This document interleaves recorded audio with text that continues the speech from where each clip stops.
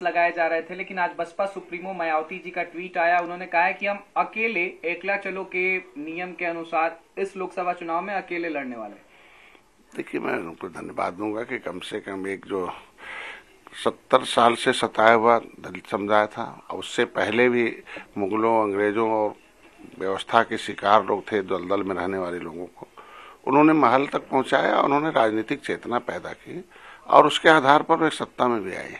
लेकिन किन्हीं कारण तमाम नीतियां ऐसी होती हैं पार्टी की जो सब जब भटक जाती है, तो हमें उम्मीद है कि अलग लड़ना ही चाहिए। क्योंकि जो एक बार सरकार बना रखा है उत्तर प्रदेश में, उन्हें अलग लड़ना चाहिए। उनके अपने वोट बैंक हैं, उसके सहारे हैं। बाकी ये जितने लोग दल मिल के अपना साबित कर रहे हैं कि मोदी के सामने कोई खड़ा नहीं हो सकता है, इसलिए वो दल इकट्ठे हो रहे हैं। और कोई भी लड़ ले उत्तर प्रदेश में, आपने देखा होगा सपा बसपा एक हो गई थी 2019 में, 2017 में कांग्रेस सपा हो गई थी।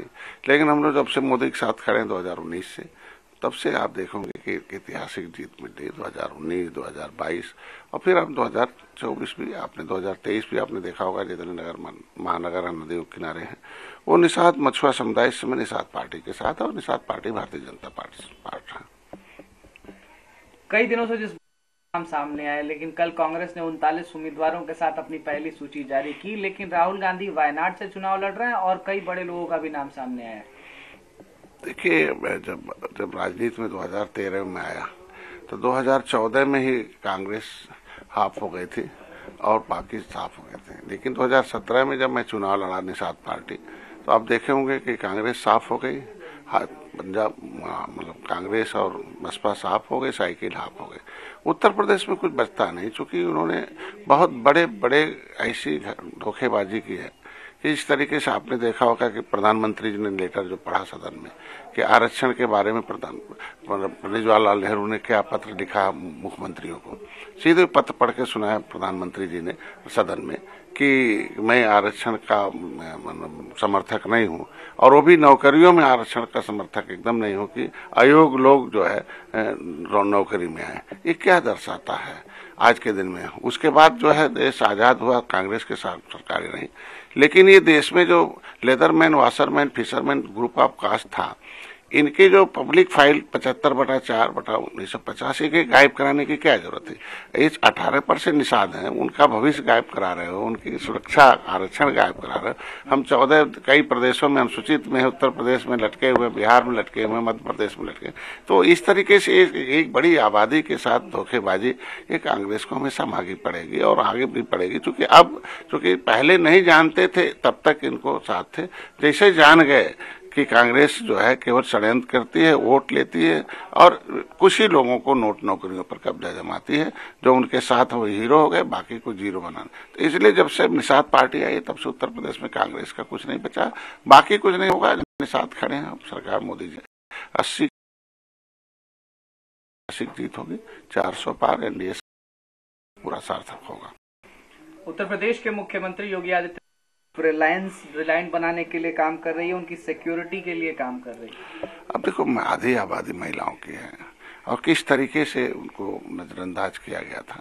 आज देखिए, हमारी सरकार उनके नाम से विभिन्न प्रकार की योजनाएं, उनको आत्मनिर्भर बनाने के लिए, सशक्तिकरण के लिए। हम मत्स्य विभाग की बात करें कि हमारे पास अभी महाराजा गुरु निषाद की माता सुकेता, उनके नाम से मैंने अभी केज कल्चर शुरू किया है कि जलाशय में जलाशय 4.5 करोड़ रुपया दिया है। तो ये कि महिलाओं के लिए अलग से उनके आवास के लिए है, उनके मकान के लिए है, उनके वृद्धा के लिए, उनकी बच्चियों की शादी के लिए है। ये हम मछुआ कल्याण कोष से कर रहे हैं। आज के दिन में निषाद राजवोट योजना, मुख्यमंत्री संपदा योजना, प्रधानमंत्री संपदा योजना में हमारे यहाँ 60% सब्सिडी महिलाओं के नाम है, पुरुषों के नाम 40 है। तो ये हमने कि मतलब इस तरीके का मोदी जी ने जो अभी 33% आरक्षण किया है, वो भी एक इतिहास है। तो ये हमारी सरकार में इनको जब तक हम आत्मनिर्भर नहीं बनाएंगे, सशक्त नहीं करेंगे, तब तक इनके साथ भेदभाव होता रहे। तो मेरी सरकार महिलाओं के साथ खड़ी है और आगे भी खड़ी रहे। आज मध्य प्रदेश में बड़ा मध्य प्रदेश के उन्होंने कांग्रेस का साथ छोड़कर के बीजेपी का दामन थाम लिया। मध्य प्रदेश के मुख्यमंत्री मोहन यादव ने इस मौके पर कहा है कि आगे आगे राहुल चल रहे हैं, पीछे पीछे कांग्रेस साफ हो रही है। अब देखो, इसलिए कि जब किसी जो पार्टी अपनी नीतियों से भटक जाती है, जो अपने उद्देश्य से भटक जाता है, उससे लोग रहना नहीं चाहते। इसलिए मोदी जी सबका साथ, सबका विकास, सबका है। अभी देखो उत्तर प्रदेश में भी है, और एक ऐतिहासिक जीत होगी जिस दिन ये निषाद पार्टी खड़ी है। दल मोदी के साथ खड़े बड़े हैं, इसलिए एक सिस्टमेटिक ढंग से आप देखिए ऐतिहासिक जीत होगी। सर, लखनऊ छोड़ करके आप दिल्ली में बैठे हैं और उधर सीटों को लेकर के पसापेश हो रहा है। 51 सीटों की जब सूची आई उत्तर प्रदेश को लेकर के, तो आप भी थोड़ा बहुत नाराज दिखाई दिए। क्या आपकी मांग है, कितने सीटों पर आप चाह रहे हैं कि चुनाव लड़ें? देखिए, हम लोग सीट के साथ जीत चाहते हैं। जीत के लिए हम 39 पार्टियों को बुलाया गया था और आरएलडी भी आई, बाद में मैं स्वागत करता हूं। तो भारतीय जनता पार्टी बड़े भाई की भूमिका में है। हम लोग मोदी जी को वादा करके आए हैं कि 80 की 80 सीट हम लोग जिताएंगे।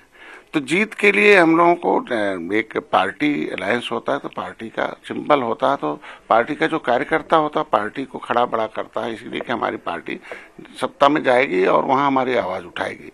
तो भोजन भरी थाली से आपने लोक विधानसभा में हमारी 11 सीटें विधायक हैं, 6 हमारी भोजन भरी थाली से, 5 भाजपा के सिंबल से हैं। तो हम लोगों ने टेक्निकली 11 सीटें हारी ली थी और 5 सीटें उनके सिंबल से ली थी। तो ऐसे में जीत दिया। तो हमारे कार्यकर्ता चाहते हैं कि हमें निषाद पार्टी के सिंबल से एक सीट मिले। प्रवीण जी तो भारतीय जनता पार्टी के पहले भी सांसद थे, भारतीय जनता पार्टी के सिंबल थे। तो उनका कहना, भाई हम प्रवीण जी के लिए तो पार्टी बनी नहीं है, पार्टी तो पब्लिक के लिए बनी, अपने समाज के लिए बनी है, उसकी आवाज कौन उठाएगा। तो भोजन भरी थाली से कोई भी सीट जो भी बची हुई है, हम हारी सीट को जीत में बदलते हैं और भारतीय जनता पार्टी कैंडिडेट को हम अपने पार्टी से लड़ाकर अपने उनको, क्योंकि अलग हम भेदभाव मानते ही नहीं है। तो हमारे कार्यकर्ता और समाज चाहता है कि जिस तरीके से डॉक्टर संजय खुश हैं और हैं, तो समाज और कार्यकर्ता भी खुश हैं, जिसके आधार पर हम चाहते हैं कि 80-80 सीटों पर जाके कार्यकर्ता की भोजन भरी थाली का एक सीट दिया है और उसे आप हम सीट में बदलिए। अब प्रवीण जी के लिए कार्यकर्ता तो नहीं कहेगा ना कि प्रवीण जी को टिकट मिला, हमें वोट दे दीजिए या टिकट दिया। तो जिस तरीके से आप जिसके कम जिले प्रभावशाली हैं उसको 2-2 सीटें हैं। तो आज के दिन में हम चाहते हैं कि हम तो पूरे 75 जिलों में और राज्यों में भी आपने देखा कि हमारे पार्टी के लोग हैं, छत्तीसगढ़, मध्य प्रदेश, राजस्थान अभी हम लोगों ने मदद करी है, झारखंड है और बिहार है, उत्तराखंड है, हरियाणा है, दिल्ली में, ये सब हिंदी भाषी जितने क्षेत्र हैं, ये सब निषाद पार्टी के कार्यकर्ता हैं, वो यही इंतजार कर रहे हैं। इसीलिए लखनऊ में सारे डेरा डाले हुए हैं कार्यकर्ता।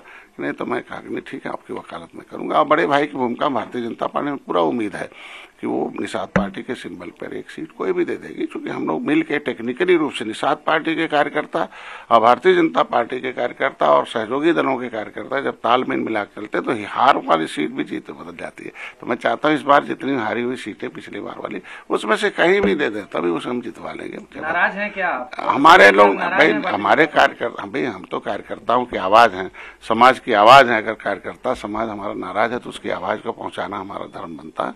और फिर भाजपा के बाद देने के लिए बहुत कुछ है। हम लोग, मैं चाहता हूं कि आसानी से हम लोगों को हर जगह जो भी हम लोग अनुशासित सिपाही हैं, अनुशासित जिसके साथ हम लोग नेचुरल अलायंस है त्रेता का, जिस तरीके से भगवान राम के साथ निषाद राज का संबंध था, उसी तरीके से मोदी योगी ने निषाद राज के वंशज को गले लगाया। तो समाज को भी खुश करने के लिए और समाज एक मुश्त वोट दे दे, जिस तरीके से 2022-19 में दिया, सपा बसपा एक थी, फिर भी हम लोगों ने जीत दर्ज कराई। 2022 में आपने देखा इतिहास रचा, 2023 में नदियों के किनारे रह के वोट डाला।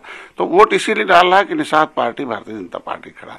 लेकिन अब जब तक हमारी पार्टी का सिंबल नहीं होगा तो कुछ हो नहीं सकता। तो इसलिए टेक्निकली रूप से हम लोग चाहते हैं कि बहुत बाहुल भदोही है, गाजीपुर है, मैनपुरी है, ये सब तमाम सीटें हैं जो हम लोग, सुल्तानपुर है, ये निषाद बाहुल बहुत है। तो निश्चित रूप से अगर हमको एक ही सीट लड़ना था तो हमको बाद में हम तय करते कि अगर प्रवीण जी से कहाँ निषाद बाहुल था वहाँ लड़ाते। लेकिन जहाँ वो है वहाँ टेक्निकल सीट थी, वहाँ मतलब जिस तरीके से वहाँ का माहौल था, हम लोगों ने बहुत एक कांटे की लड़ाई से हम लोग जीत के आए थे वहाँ। तो हम लोग फिर जीत के आएंगे। हम चाहते हैं कि जो वादा किया मोदी को वो पूरा का पूरा हो। 80 की 80 सीट हम जीत के थे और तभी संभव है जब हमारे कार्यकर्ता समाज खुश रहेगा तो भारतीय जनता पार्टी को वोट देगा।